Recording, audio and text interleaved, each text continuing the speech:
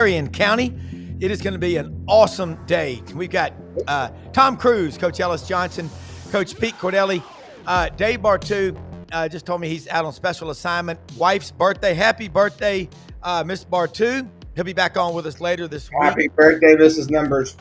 Yes, that's right, Mrs. Numbers. So a lot to cover today. Let's get things in order, though. Take a picture with your cell phone of the QR code. We're live on Twitter, Facebook, and YouTube. And, you know, Twitter's out there. It's where the sports writers, the media, and everybody hangs out. YouTube, Facebook, love them all. And share us and like us. Again, that means more than you know. Follow us on X at Rob Browne _live. We got a lot to cover today. Big weekend. I think the topics, Brendan, I hit it on the head. Today, how many teams can the SEC get in? Can they get 7? That's the lead story in The Athletic, which is a great source. All of you, man, there's a lot of good writing there. It's like a Thanksgiving buffet table. I watched football this weekend a lot. I had Georgia to beat Texas. I thought it'd be 28-24. Really wasn't close. Pete, you made a prediction a few weeks ago that you wouldn't be surprised if Arch Manning isn't at Indiana next year. And you know, we talked about his runner-up school was Georgia. I'm telling you, you look at these Georgia, why is Georgia winning? I really believe it. It's because in an era where people say, you can't coach the kids hard. I'm talking to two hard asses right here. I think they embrace it, and I think they love it. I just know from my own kids telling me that they do. Like tough love. What's going on in the SEC is pretty fascinating, but Georgia may not even play for the SEC championship, but they're playing about as well as anybody in the country, aren't they? Yeah, they sure are. Kirby, look, they had some injuries early on, and they're not as good on defense as they have been because they lost some dudes up front in that defensive line and even at linebacker. C.J. Allen, though, is playing lights out. They found a way to bring some pressure with him and do some different things. The secondary has gotten better. They gave up some big plays, as we saw against Tennessee and early in the year. But I'm going to tell you, if you ever watch a Georgia practice, and I know Ellis has, the new way of coaching practice these days, everybody's on a microphone. I mean, they're running all over the field. It's like a concert stage for those guys. But Kirby is of the old school mentality, like, Nick, if it's not right, do it again. Do it again. Do it again. We're going to keep doing it till we do it right. And don't forget how to do it. And if you come out tomorrow and don't do it, we're going to start all over. Yeah. You're back to fundamentals, basics. And I got to tell you, the last 2 weeks, they finally have had their offensive line completely healthy. Gunnar Stockton is seeing more clean pockets than he did early in the year. And he's able to step in the throws and finish on his delivery with his arm and get it to his receivers. A year ago, Georgia had the most drops of any offense in college football. That's been handled. Zachariah Branch comes in. They got a freshman, this Williams kid, number 10, 6'7", 255. I mean, they threw the ball up to him. He just outmosses everybody, you know. But Nate Frazier's running the football very well. And I got to tell you, for those people that question Mike Bobo, stop. Shut up. Just shut up. Yeah. Mike Bobo knows what the hell he's doing. And you know what? He's got all his pieces working. Mike Bobo's son's the center. Yeah. And, you know, he does a great job of getting the protections right. But this Georgia team is coming together at the right time. And I just know this. They beat the living hell out of Texas last year, both times they played them. I think they gave up 35 yards and 23 yards both times they played them. The other day, Rob, first quarter, Texas tries to run the football 8 times. They averaged 4.4 yards. In the second quarter, Texas tried to run the football 3 times, -5 yards. Third quarter, 4 times, -7. Fourth quarter, twice, 0. Ellis, you coached defense all your life. I mean, 3 quarters, you have -12 yards, and you're supposed to be at Texas. And then you turn on Alabama, and everybody's they don't run the football. How do these coaches talk out of both sides of their mouths in that, oh, we got to play complementary football, offense, defense, kicking? Well, part of offense is running the damn football, Yeah. and it's a mentality. The only adjustment you make is with your chin strap. Hit them so hard you flathead them. Yeah. Right now, I mean, there's a lot of chest bumping, belly rubbing. I mean, the pad level of these offensive linemen is so bad. Yeah. But Georgia, Kirby gonna make you do it right. And this Yeah. time of year, they love November, baby. Yeah. And Pete, when Matt Stinchcomb was on about a month ago, I asked him about the 7-on-7 camps, and both you and Ellis know this, but I said, how much are the 7-on-7 camps hurting offensive linemen? Because it's like everywhere you look in society, you don't want to be big. And he calls it pajama football, Ellis. Yeah, well, that's kind of been evolution for the last 15 and 20 years.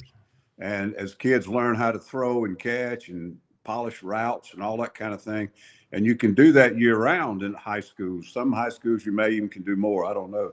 But the one thing in most places I've been, you couldn't wear pads. So coaches are looking for a way to get better at something. And they take their linemen to these camps and they do pass blocking, with T-shirts on. And it's pretty competitive. But because they're never working on the physicality of it in the off season much, it just disappears. And it's not much that coaches don't want to be able to run the football. It's just that the new systems, the RPOs, most RPOs are off of a zone concept, and most of these other jet sweeps and all this kind of thing, they don't require a lot of double team and down blocks and pulls. One team jumps out to me. Clemson finally got some rushing yardage the other day against a pretty damn good defense. I think Louisville's in the top 20 in defense. They pulled guards or somebody more than they have all year round. You say, well, what's the big deal on that? It's just a scheme. When somebody's pulling, somebody else is coming off the ball, blocking down or double teaming. Instead of all this lateral stepping and belly bumping like Pete says. And it's just, it's just the way football's changed, most of it. But if you're a coach, you got to see that. And if you really want to run the football at critical times, you got to commit some time in practice to it. And it also makes your defensive front better when you do it good on good.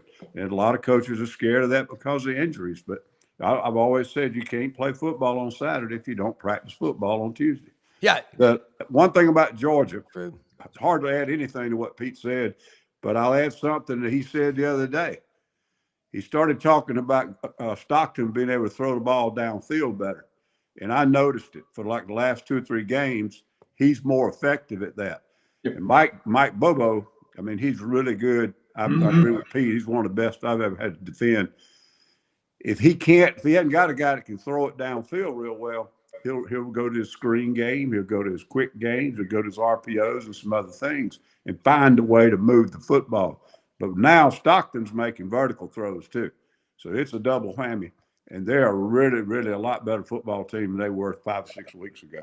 Hey, Rob, along with Coach Johnson, what he says, as an offense, you have to decide, are we going to be a gap scheme team or are we going to be a zone team? Because you can't spend time on both and be good at both. Mm-hmm. Gap scheme is power game. Like Ellis said, you seal the inside, kick out, get downhill.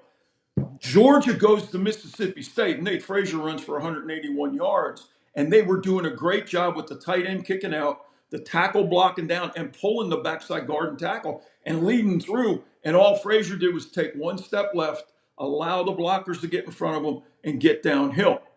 I'm watching A&M in their comeback against South Carolina. They're pulling the center and the left tackle to the right because both guards are covered. So now the guards for A&M are getting the blocks they need. But when you can pull a center, my goodness, what an advantage that is. The uncovered linemen now become, and like Ellis said, I know this. I would get the play-by-play of the team we were getting ready to play, and the first thing I wanted to look at was tackles. Who on defense was their leading tackler? And I wanted to make sure we got the ball to the corners. Make the corners have to tackle. And you do that by power game, block down, kick out, and go. And if you can find out if those corners want to tackle or not, man, you got a great advantage. with those guys that say, "Yeah, I'm backpedaling, dude. Yeah. Hey, It's not my job description to come up and hit somebody." I want to. We're I want getting to. ready to play Georgia one Yeah. year when they had those two good running backs. And we had to do something when they closed the backside with the tight end. And I said, you got to come up maybe about 3 by 3. And if he blocks down, and he looked at me, the kid said, "You want me to support that?" And I said, "Hell, you're the only one left, dude.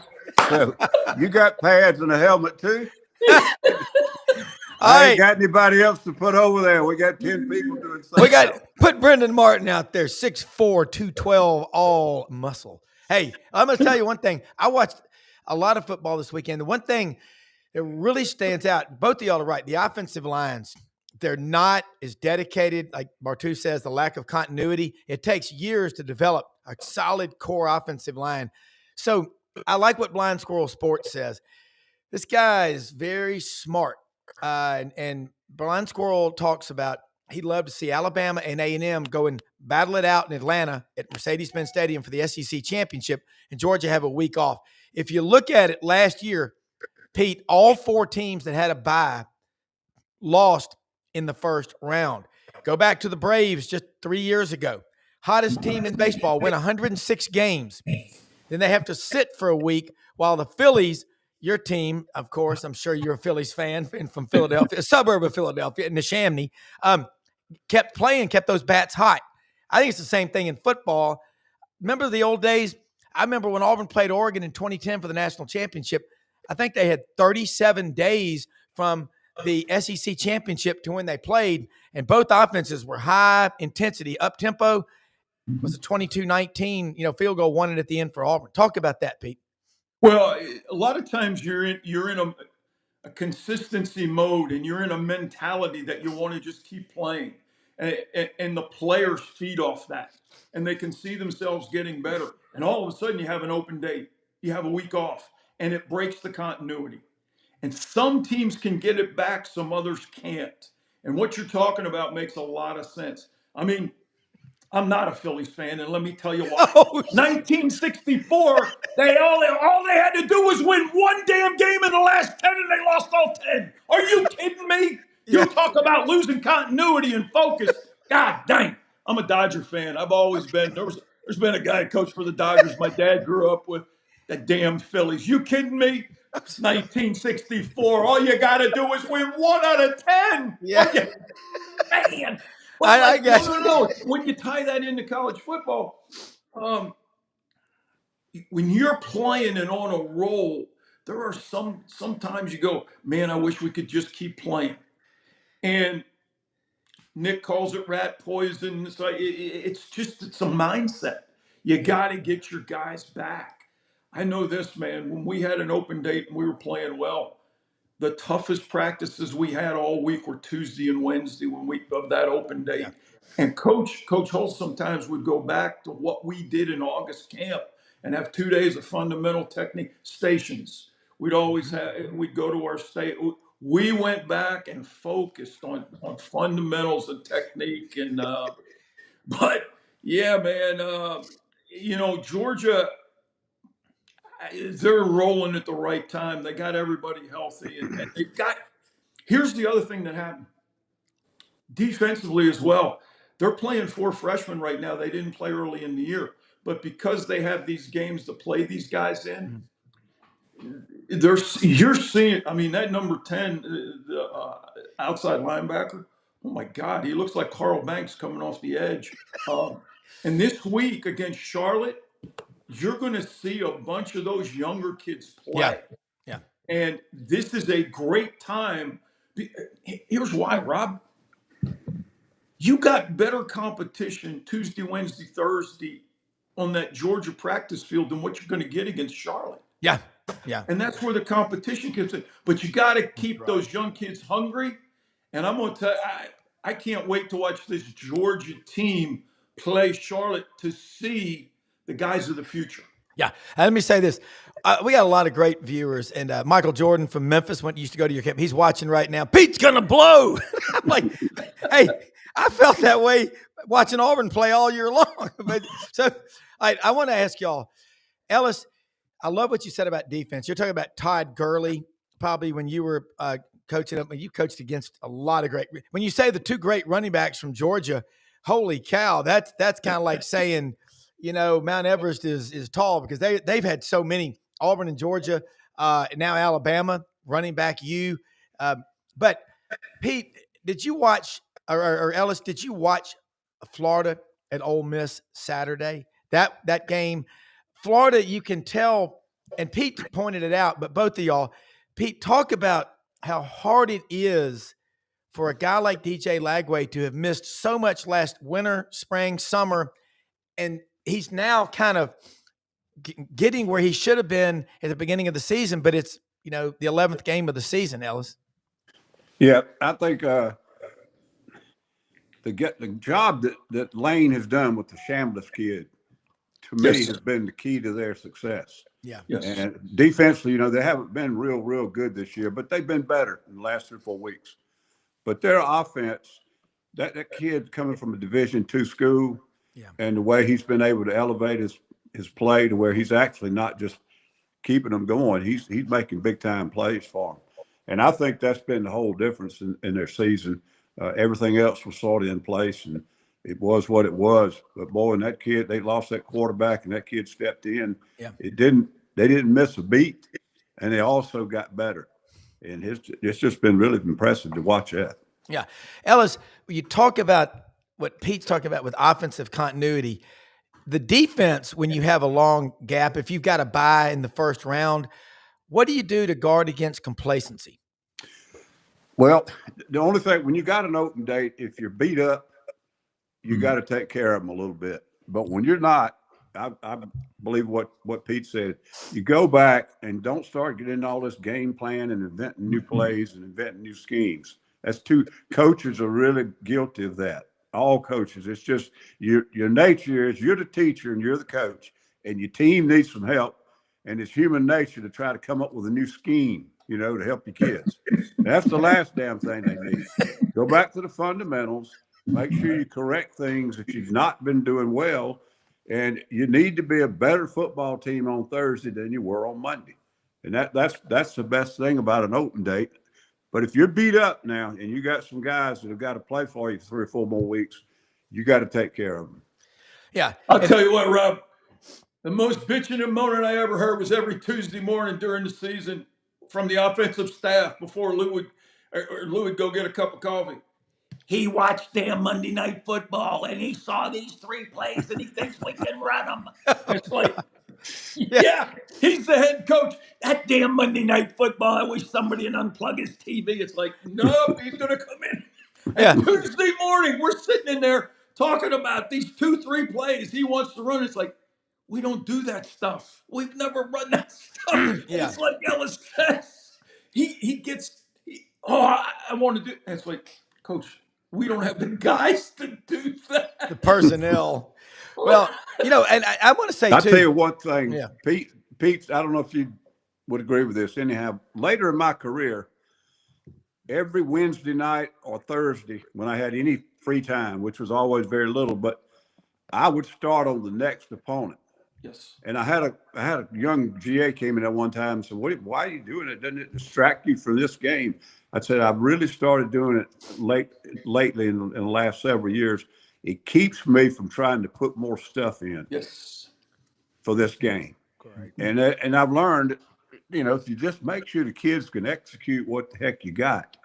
Dubose used to always say, a great, perfect call played poorly is worse than an average call played well.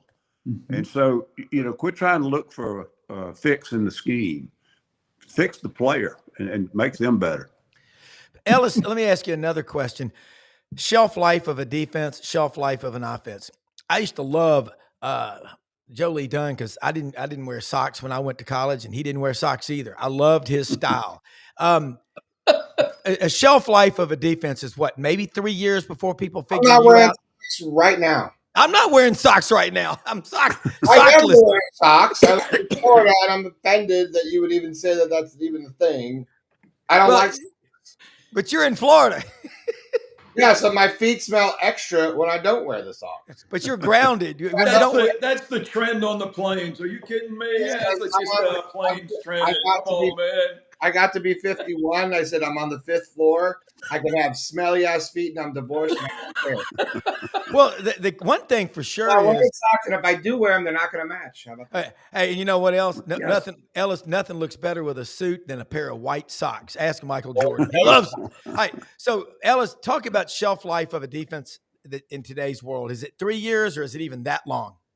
It's about 3 series, and then you better get something changed. Wow. No, I mean, I understand the question you're asking, Yeah. but I've never looked at it that way. When we morphed into something a little different, it was because of what we had as far as our talent. We play into the strength of our kids and doing what they can do. I mean, you can't come up with something that nobody's ever seen. You can come up with a wrinkle, for a game, and it gives them a little trouble, but doesn't. If they're a good football team, it doesn't cause them much trouble for long. You end up winning by the timing. I used to say it's not, as a coordinator, it's not what you call, it's when you call it. Yeah. And you really have to study the flow of the game and get in the head of the guy that's play caller you're going to be calling against. And that's when you pull the trigger on certain things, and you do it by percentage. I mean, if it's a good time to try to do this, don't do it because it looked great when the Jets beat the hell out of the Browns. Don't copy that blitz off of TV and start running it thinking it's going to work for you. Yeah. Speaking of Monday Night Football. Hey, Rob, can I say something? Yeah. To go along with Ellis? When he said it's 3 series, in today's game, remember they have iPads on the sideline. Exactly. We didn't have that. Yeah. We didn't have that technology. We had whiteboards, and so now you're talking to an offensive lineman. Let's say you're talking to the left tackle, but we've run to the right. Mm-hmm. Well, what did you see? And it's like, that guy's the furthest guy away from the point of attack. Yeah. He getting hit in the head, and he's getting knocked to the ground. He didn't see nothing. Yeah. Well, I want to say this about Monday night. So now you get this iPad, and you're going, oh, my God, there it is in real time. Yeah. Hey, here's how we adjust. We didn't have that. Ellis and I didn't have that advantage when we were coaching. That's why halftime adjustments were so important, and the eyes in the press box were so important. Coach Holtz assigned guys. The running back coach had to watch the inside linebackers. The offensive line, we had 2 offensive line coaches. One guy had to watch the right side, the other guy had to watch the left side. The quarterback GA had to watch the left safety and the left corner, and the wide receiver GA had to watch the right deep half safety and the right corner. And were they showing 2 shell and then spinning? Where they spin in the safeties, which a lot of teams do. They give it pre-post and all that. Lou used to say all the time, Saturday is not the time to watch the game. We'll watch it on Sunday. Yeah. What are they doing to us to take away this formation, this play? Now we come back and make our adjustment. That's what made Coach Holtz so great. He could see something and he knew. That's why Spurrier, I believe, was so great. They saw one and they knew the adjustment. And that's what makes quarterbacks so special. Steve Berline, our first year at Notre Dame in '86, he could see something one time and know the adjustment. That's why he spent 17 years in the NFL, even though he was primarily a backup. But those guys that can transfer that information, Dave talks about it when he's on with us about getting the information processed. Coaches have that same ability. But this iPad, oh my God, and everybody's got a cell phone now when they go in the locker room. They all got cell phones. Are you kidding me? Yeah. Well, and I want to say about Monday Night Football, you mentioned that. It was a lot better when they drank on the air. I mean, those guys were fantastic. Don Meredith was the best. I mean, those are some of the greatest memories of my childhood was watching Monday Night Football with my dad. I mean, he'd fall asleep at halftime, but I'd stay up and watch the whole thing. But that it was great. But I got to say, too, Ellis, I had a friend of mine who really knows football tell me this one years ago. He said, Kirby is the best defensive coordinator in America, but he usually waits till halftime to make his serious adjustments. Jeremy Pruitt is the best in America. This is active, not all time, because he does it more in real time. And by the way, my wife Vol for life that she is, loves Jeremy Pruitt. And, McDonald's bags aside, I do think the guy's a great defensive coordinator, an incredible recruiter. And he reminds me of Shatner, that bald-headed guy in the shackles in the movie The Longest Yard, the original one with Burt Reynolds. He's tough as a nickel steak. I'm curious, Ellis, talk about how hard it is to make adjustments, and especially teams like Gus Malzahn. They usually script the first 16 plays. Then after that, if they don't adjust, by God, a Jeremy Pruitt defense will, or Kirby. Yep. Pruitt was one of our grad assistants. We were at Alabama in the early 90s. Really smart beyond his years, and his dad was a coach. Yep, in Fife, Alabama. Yeah. But I'm telling you, he didn't do anything wrong at Tennessee except how he did it. Yeah. It wasn't very smart. But McDonald's bags, you should have sent it a little different method. Yeah. But anyhow, you mentioned Kirby. Two of the best offensive coaches in the league right now, Sark and Lane. Yeah. And they can't handle Kirby. And I think a big part of it, they all worked together at Alabama. And so they battled each other in spring and preseason. Wow. I saw some things the other day where Georgia's blitzes and disguises and things were right on time. And it's because he knows the operation pre-snap. Yeah. And when you get predictable on offense, on when you're going to snap the ball, I always love that on defense because we were a big stem shifting team, and we did a lot of stuff with disguises, and we were a pretty simple front, and we could be blocked pretty easy in the run game. So we had to depend on those type things pre-snap to disrupt other teams. And when you could get something on the quarterback's hands or something on their method before the snap, and your kids could see it clearly, they could hold those blitzes to the last second, and they could come from depth. And then the quarterbacks can't handle that. Not many of them. Some of them can, but not many. And that's why Rob, eye candy. That's why you motion guys. That's why you move guys to get coach. Well, coach is saying, we get predictable. We're going to move the ball, but it's going backwards. Because those guys on defense are going to get after our ass now, I'm telling you. Once we had an older, mature group that could handle everything, we actually had some blitzes that were triggered on movement, pre-snap movement. We would call motion such and such, or we'd call shift such and such. If they moved, we moved into the blitz. If they didn't move, we just played base defense. Now, you can't do stuff like that unless you got an older bunch that's played together. Yeah. But there's all kind of things. But, hell, offense has got to chalk. And if you don't do something pre-snap to give yourself a little bit of advantage, it's really difficult against good offensive lines to hold up in that conference. Ellis, quick question. Rob, I laugh. That's why everybody says, well, they'll go back and play base defense. There's no such damn thing as base defense. Yeah, there's no such thing. They're always moving, man. So you got to counter that. Yeah. Offense is an action. Defense is a reaction. Offense has to have a reaction to what they see. Yeah. But the more movement the defensive guys give us, that's why eye placement is so important. You can't play in the offensive line if you don't have your eyes in the right area. Yeah. Because that's how you have to adjust. One thing interesting, when Auburn was playing at Texas A&M, when Hugh Freeze was coming off the field, Brett Edens does the games, the sideline reporter for Auburn on the road, former Auburn player from Montgomery, defensive end. And he said something about the false starts. Xavier Chaplin, Auburn's big offensive tackle they brought in from Virginia Tech, from Whale Branch, South Carolina. You know where that is, Coach? Yes, I do. Okay. But he said, I'm not so sure he can hear, and I think maybe the guy has hearing problems. You think sometimes a guy is struggling to catch the ball. He's got, remember Mr. Depth Perception with Kevin Nealon on Saturday Night Live? He can't make the catches. There are little things like that are a big, big deal. But I want to go back to something Pete said a little while ago, the helmet on helmet in practice every day. Pete, you and I were talking back when Terry Bowden was coaching at Auburn, because I met you back in like 93 or 94 when you were in Memphis. And I remember asking you, and you said, Rob, unless they're going head on head every day in practice, you're not going to have that tough mentality. And each year when Terry Bowden was at Auburn, it seemed like they got a little bit further away from the running game, yet they played for the SEC championship in 1997.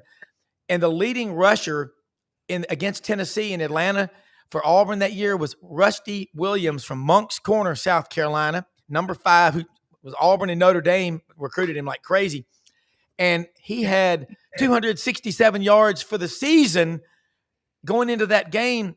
And the two guys behind him, Fred Beasley from Montgomery and Markeith Cooper from Liberty City, Florida, both were at about 240 or 250.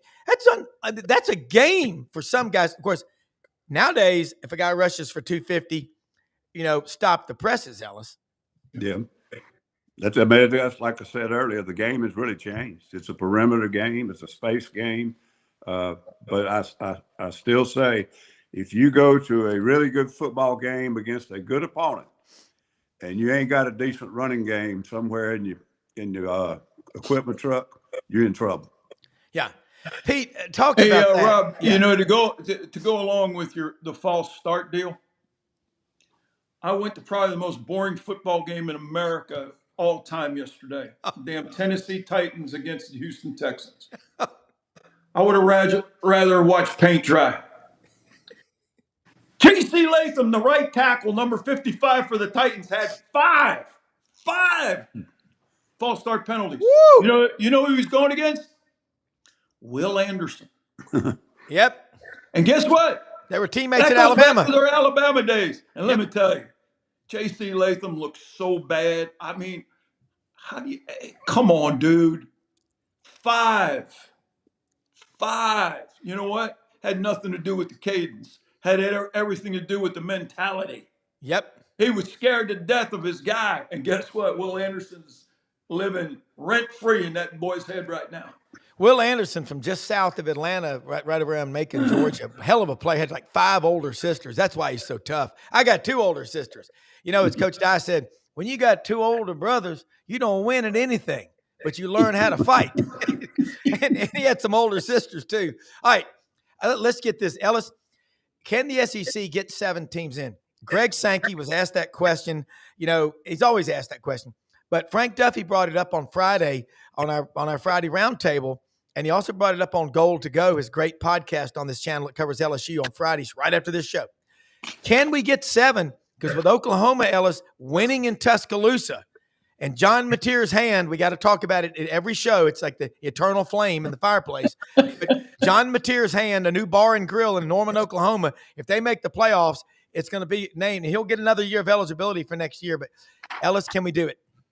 They can. And I think Oklahoma's got good chances. They got both home games. Missouri without their quarterback coming in to Norman, and then LSU comes in, and we all know what's going on there. So it's in their hands. And if they win out those 2, I think there's no question they're in. Now, Vandy, I don't know. I just don't see Vandy. They're going to probably beat Kentucky, but they're going to have to work their butt off to do it. And then they're going to have to go to Tennessee. And I think Tennessee will outscore Vandy. I may be wrong, but I think they'll outscore them. But if those 2 win out, the team that might be the one that gets left, down at the bus station is Texas. And that game against A&M at the end there is going to be so important for the whole picture. But it's possible, Rob. I mean, there are really 8 teams right now mathematically, who are knocking on the door. But there's still some critical matchups. We're not totally out of the thing. There are not as many big-time matchups each week as it was 4 or 5 weeks ago. But there's still some that are going to make a big difference in that picture and in that question you're asking. I'd be surprised if they get that many in. And I still think human nature's involved in it too. Pete? Well, the other thing is the ACC is so bad. This talk about possibly the ACC not getting a team in. I don't know. They have to take one, don't they? They got to get one, which so that means that the at-large is in the ACC.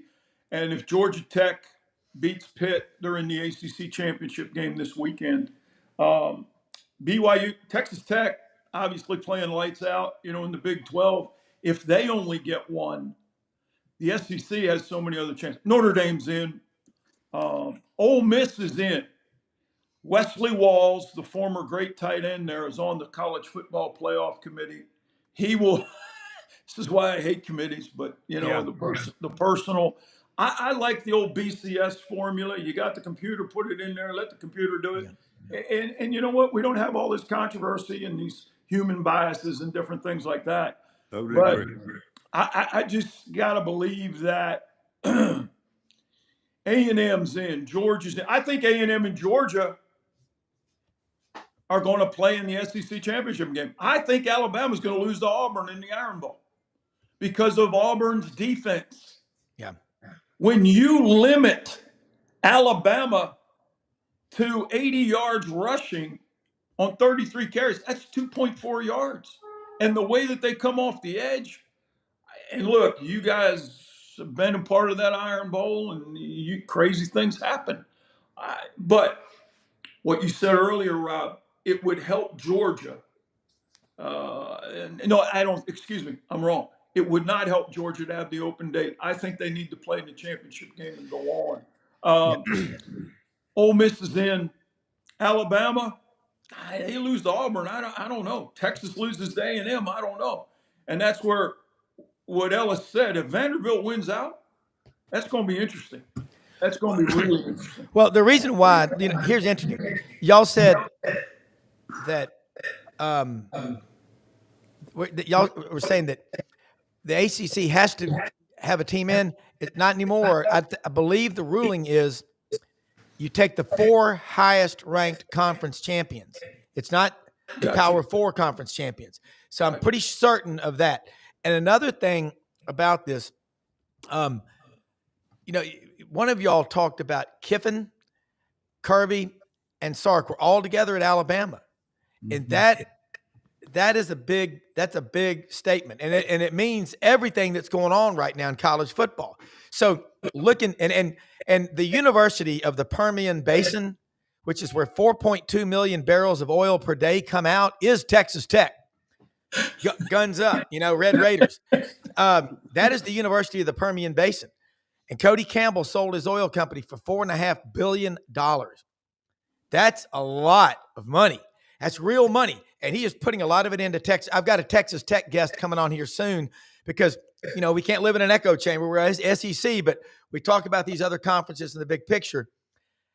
Ellis, how good is this defense at the University of the Permian Basin, otherwise known as Texas Tech, which, by the way, if you want to follow the money trail, you want to know why Texas Tech has a lot of money. Florida's got a lot of money. Auburn, Georgia Tech, these Texas A&M, over 20,000 students studying engineering at Texas A&M alone. But let's talk about that Texas Tech defense because it is a collection of guys from all over the planet. They're in the top 3 and stuff like stop rate, other total defense, scoring defense. Texas Tech's up in the top 3 in just about anything you pull out. And the Big 12 is not considered one of the big time conferences, but they've always been known for offense. Yeah. And these guys are a totally different character in that conference. When you shut out BYU, I think BYU is a heck of a football team this year, and they're tough too. Yeah. And so when you put a goose egg on them, I thought that was pretty impressive. And I think Texas Tech's defense can play with anybody in the country. Yeah. Pete.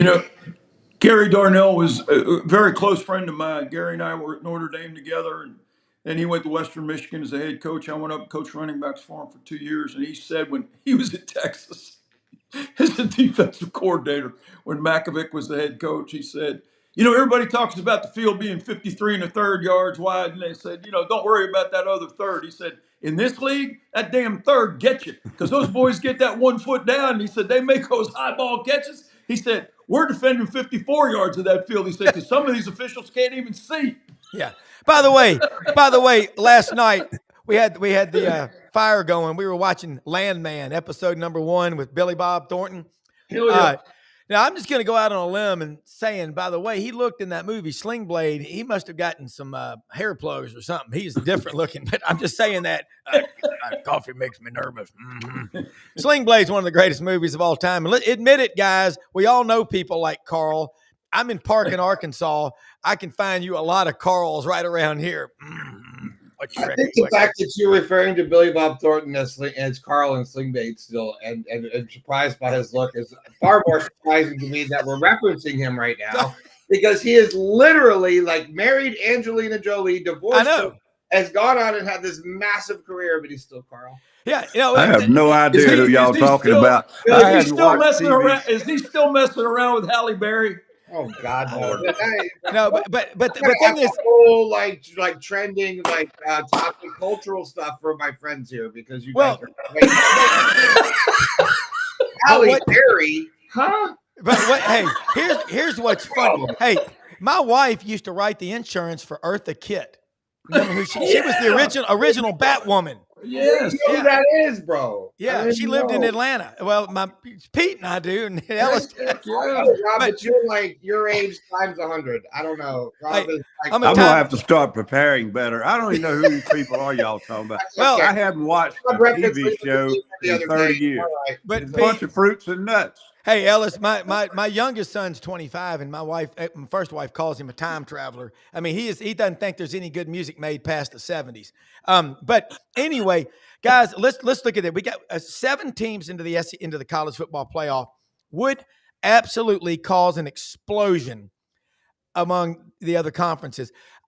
I want to go back to something Lane Kiffin said, Pete, before the season. Okay. This is how I feel. If you got 12, do it 12. You got 16, just 1 through 16, straight seed them, the best teams. To hell with these conference automatic lock-ins and everything. Because I'm going to have Gabe Kuhn on the show this week. A friend of mine used to be my producer at WHBQ, played football on the offensive line, started for 3 years at Memphis. He's from St. Louis, really good, does a really good sports show in the afternoons in Memphis on 92.9 ESPN. I don't want to see just Power 4 and to hell with everybody else, Pete. You and Ellis both have coached at a lot of places. The interest that we've got in college football right now, if you compare this to 10, 20, 30, 50 years ago, it's so much stronger now. Maybe the game technically is not as good, though. You're exactly right. And in 1996, Ron Higgins, love him, Commercial Appeal, who covered the SEC, whose dad was the SID at LSU for years. Yep. Ron grew up in Baton Rouge.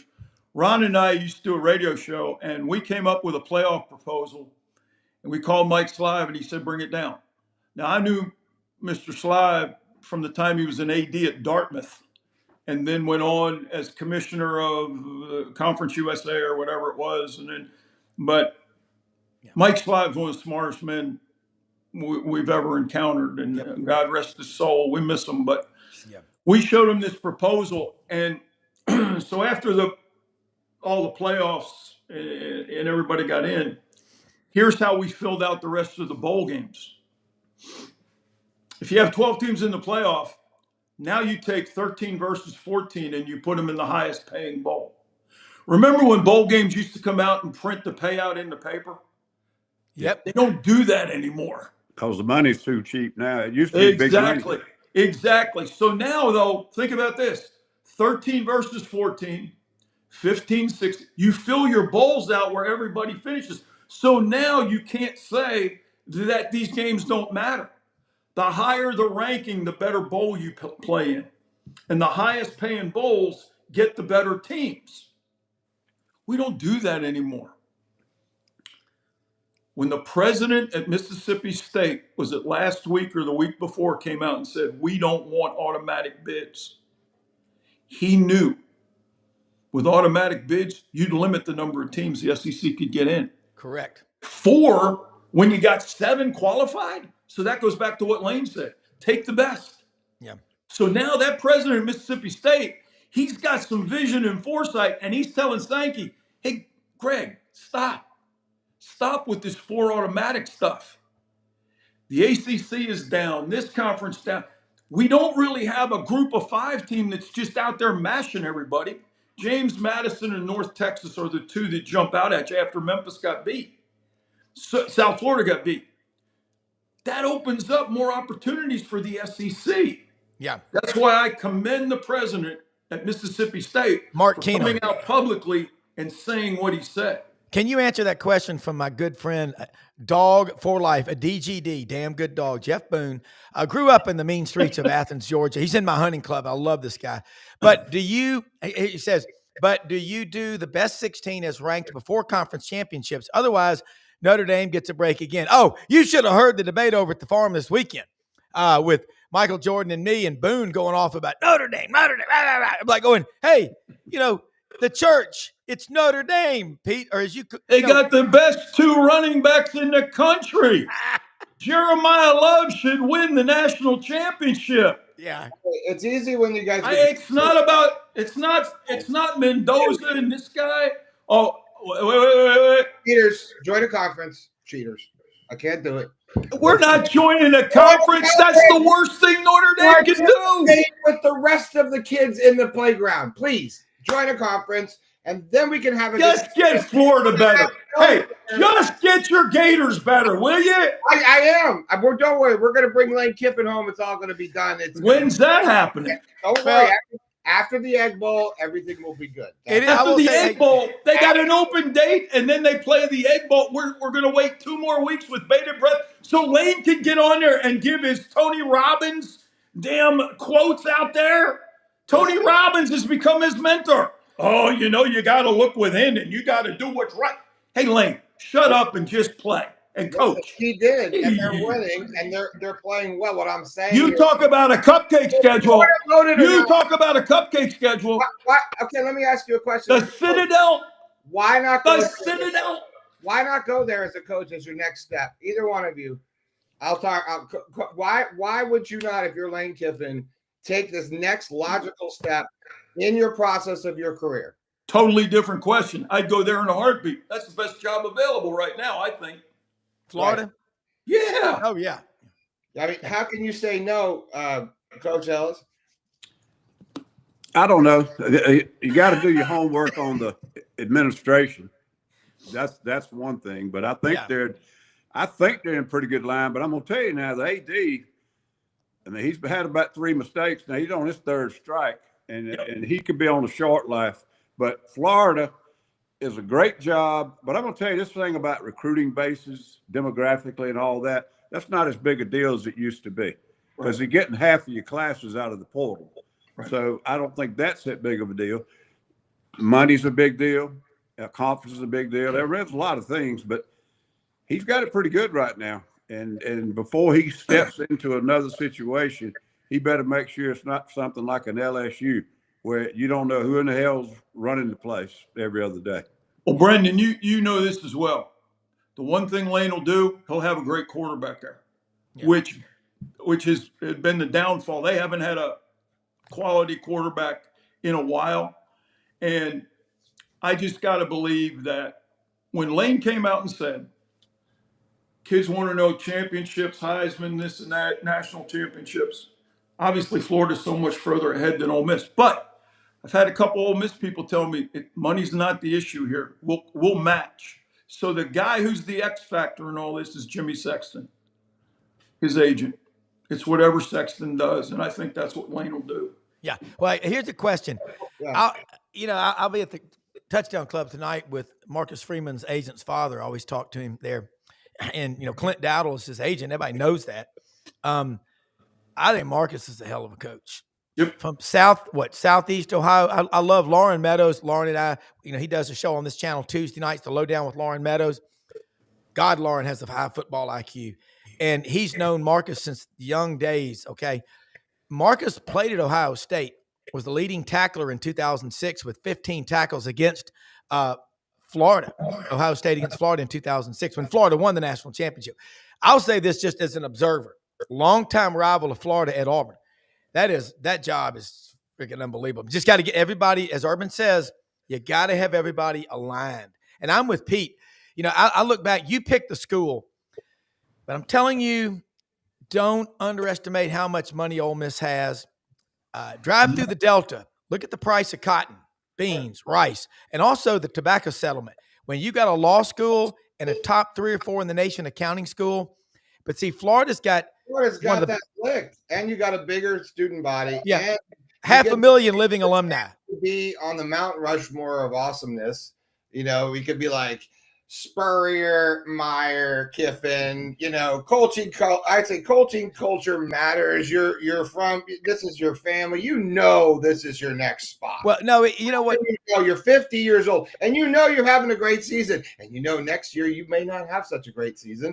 And things can happen in college football. Things go south in college. And then all of a sudden you're not so hot anymore, a la 4 years ago when LSU didn't even want to talk to Lane Kiffin. Yeah. Hey, Brandon, that's and a good point. The other thing about that, you don't know what jobs are coming open next year.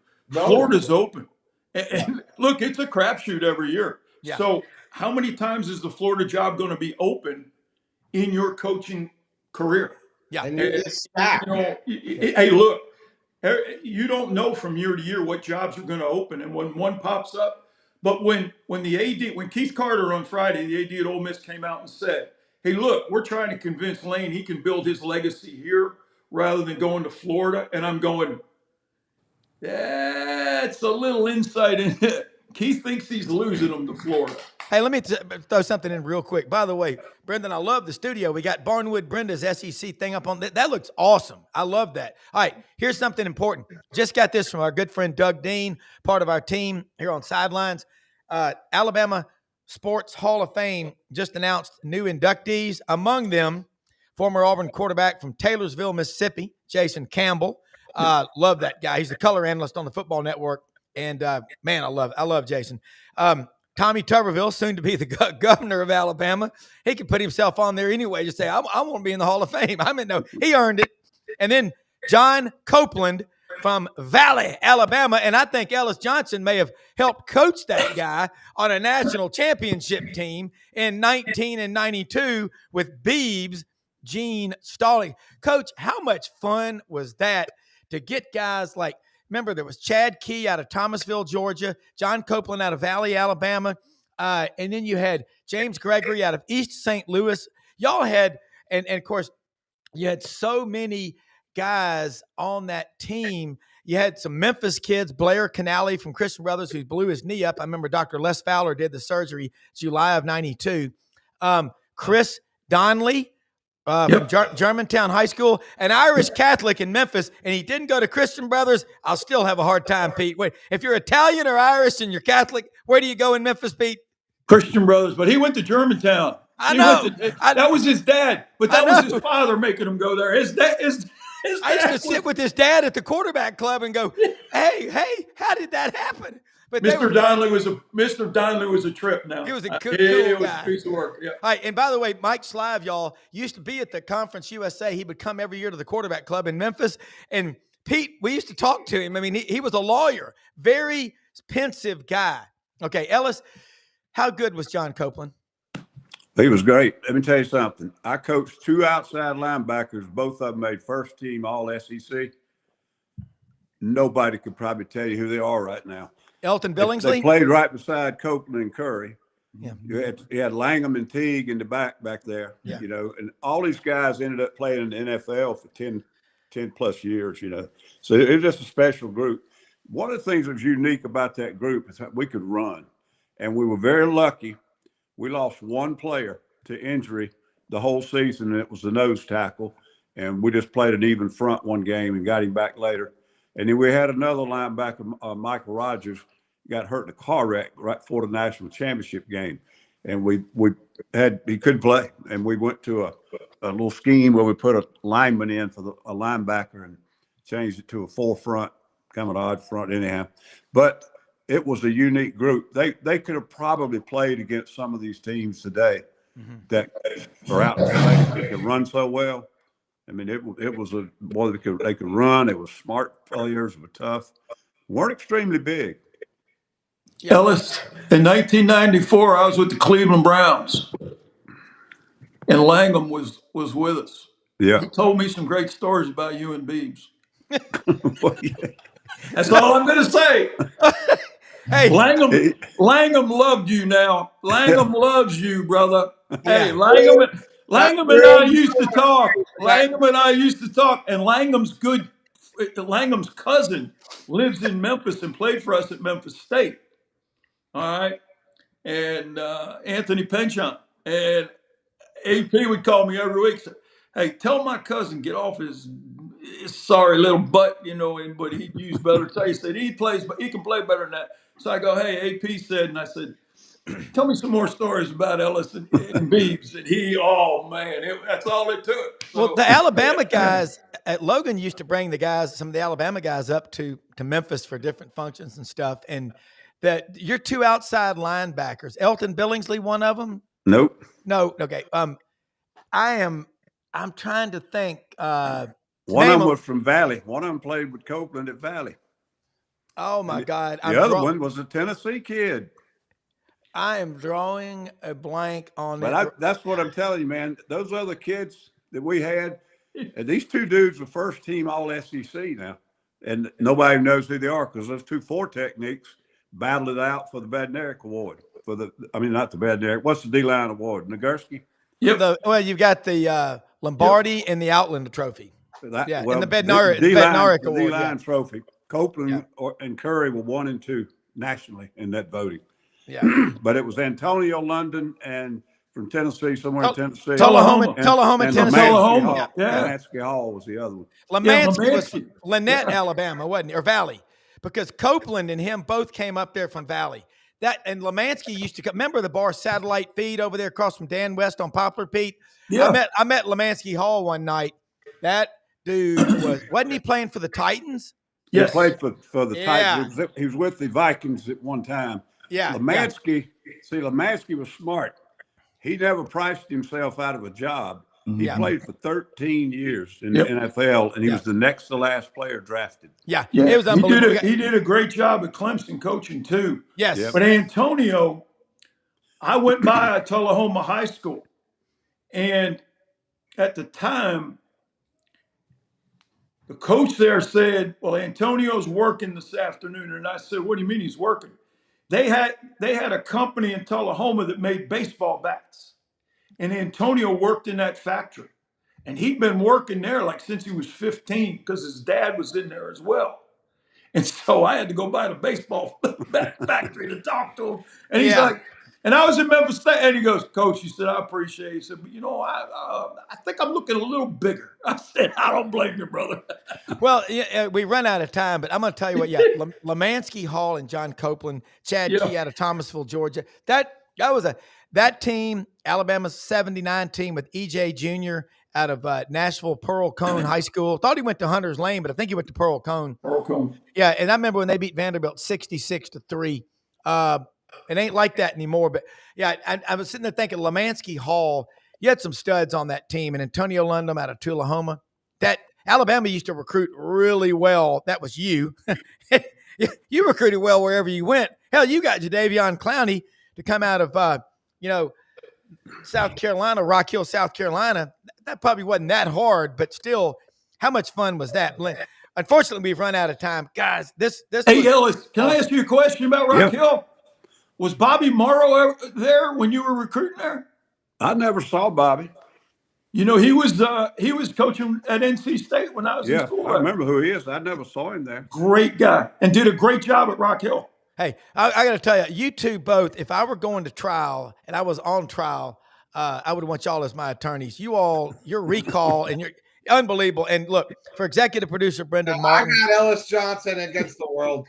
I'll take Pete against the other half of the world. We stay quiet, but when we weigh in, it's poignant. I'm going on X right now and going, Brendan Martin says Lane Kiffin's going to Gainesville. Let me finish this up real quick. Yeah. Molly Whop. Get your ass kicked, serious beat down, get whooped. It is a word. It's in the Urban Dictionary, but it is a word. Whoa! Bartoo, it is a word. All right. We'll have T-shirts next week, Coach. Mollywopped. Here's today's redneck word of the day. Mayonnaise. Mayonnaise, a lot of people watching this show. Hey, for executive producer Brendan Martin, Rob Browne, most often we see the face of Christ in the least among us. Thanks so much for watching. Stay tuned to this channel. We'll see you tomorrow. Have a great day, everybody. You should have finished on Mollywop. It was way funnier. Crepuscular. Yeah, Mollywop versus the bad dad joke. I don't know. Mollywop all day. All right. Mollywop your ass. Right on, Tom Cruise. Mollywop. Boy, come out. All right. Shalom, everybody.